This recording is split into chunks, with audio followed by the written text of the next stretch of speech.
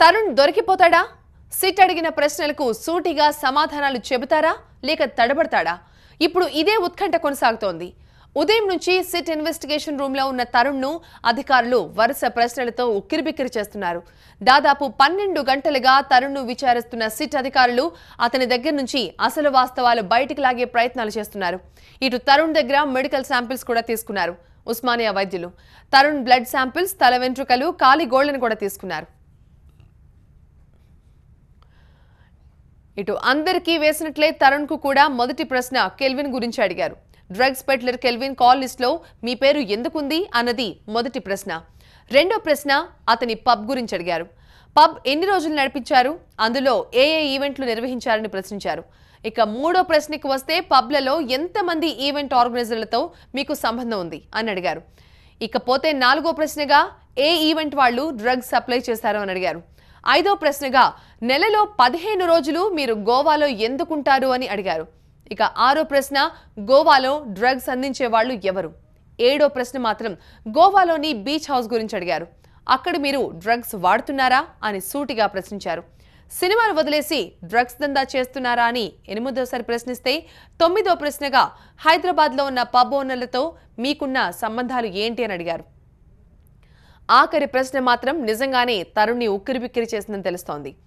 Pubs drugs తీసుకున్నట్లు ఉన్న ఆధారాలకు మీ దగ్గరున్న సమాధానం ఏంటి అని క్వశ్చన్ చేశారు సిట్ అధికారులు.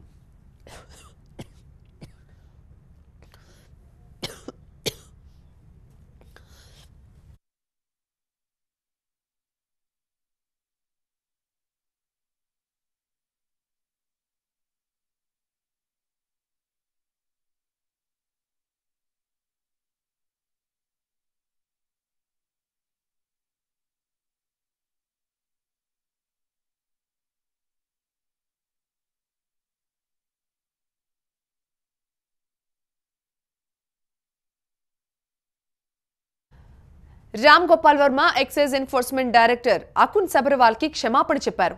ఉదయం ఫేస్బుక్ లో తన పోస్ట్ లో ఆయన బాధిస్తే క్షమాపణ కోరుతున్నానన్నారు వర్మ. అకున్ను కించపరచాలన్న ఉద్దేశం తనకు లేదు అన్నారు.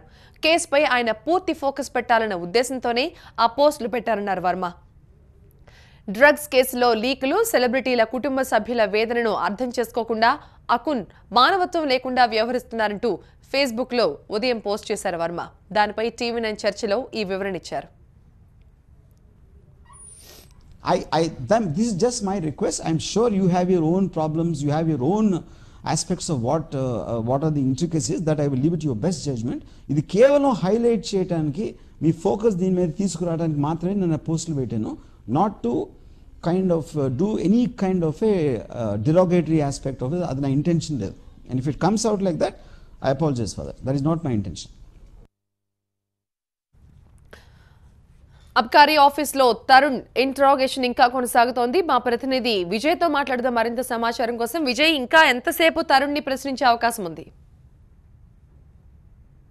తరుణ్ బయటికి రానున్నారు. దాదాపు 12 గంటలుగా కొనసాగుతున్న విచారణ సుదీర్ఘ విచారణగా చెప్పుకోవచ్చు మనం. ఎందుకంటే దాదాపు నిన్న నుంచి కూడా ఉన్నటువంటి నిన్న సుబ్బరాజు ఎంతసేపు విచారించారు, అంతకు ఎక్కువగానే విచారించే అవకాశం కనిపిస్తుంది.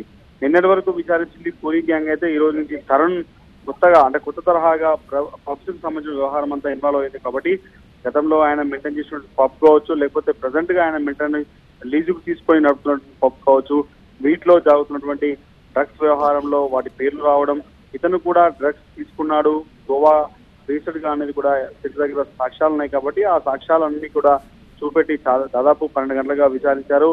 మధ్యాహ్నం తర్వాత విచారణ కొంత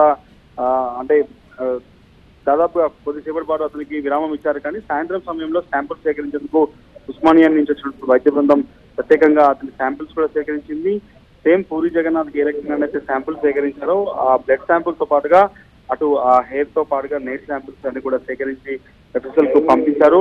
దాదాపుగా ఎంటైర్ ఇన్వెస్టిగేషన్ జరుగుతున్నటువంటి ప్రాసెస్ అంతా కూడా వీడియో రికార్డింగ్ ద్వారా చేస్తున్నారు. కాబట్టి చాలా సుదీర్ఘంగా జరుగుతుంది. ఉదయం కూడా తరుణ్తో పాటు సిట్ కార్యాలయానికి వచ్చినటువంటి ఆయన తండ్రి చక్రపాణి సైతం ఇంకా పైన ఉన్నారు. పైన ఇన్వెస్టిగేషన్ అయితే ఇంకా జరుగుతుంది. ఇంకొక 10 నుంచి 15 నిమిషాల మాత్రం ఖచ్చితంగా తరుణ్ బయటకు వచ్చిన అవకాశం అయితే కనిపిస్తుంది.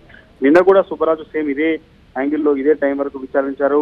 ఆయన దగ్గర నుంచి కొంత కీలక సమాచారాన్ని రాబట్టిన తర్వాత ఈ రోజు తరుణ్ సంబంధించిన వ్యవహారంలో కూడా కొంత కీలక సమాచారాన్ని అయితే రాబట్టారు. ప్రస్తుతం ఇన్వెస్టిగేషన్ కి సంబంధించినటువంటి వ్యవహారంలో అనేక కోణాల్లో దర్యాప్తు జరిగిన తర్వాత ఎక్కడైతే ఈ యొక్క గోవా బేస్డ్ గా జరిగినటువంటి వ్యవహారం ఉందో, గోవాలో ఒక బీచ్ హౌస్ మెయింటైన్ చేసినటువంటి తరుణ్ వాటికి సంబంధించిన వివరాలన్నీ కూడా చెప్పాడు. హైదరాబాద్ నుంచి వస్తున్నటువంటి అనేక మంది నిర్మాతాలకు ఆయన అక్కడ ఆశ్రయిస్తున్న విషయాన్ని కూడా నోటీస్ లో ఉంది కాబట్టి ఆ వివరాలన్నింటిపైన కూడా సేకరించి వాటికి సంబంధించిన వివరాలన్నీ కూడా సేకరించి మొత్తం ఎంటైర్ ఈ యొక్క ఇన్వెస్టిగేషన్ అంతా కూడా వీడియోగ్రఫీ ద్వారా రికార్డ్ చేస్తున్నారు సిట్ అధికారులు. ఎస్ విజయ్.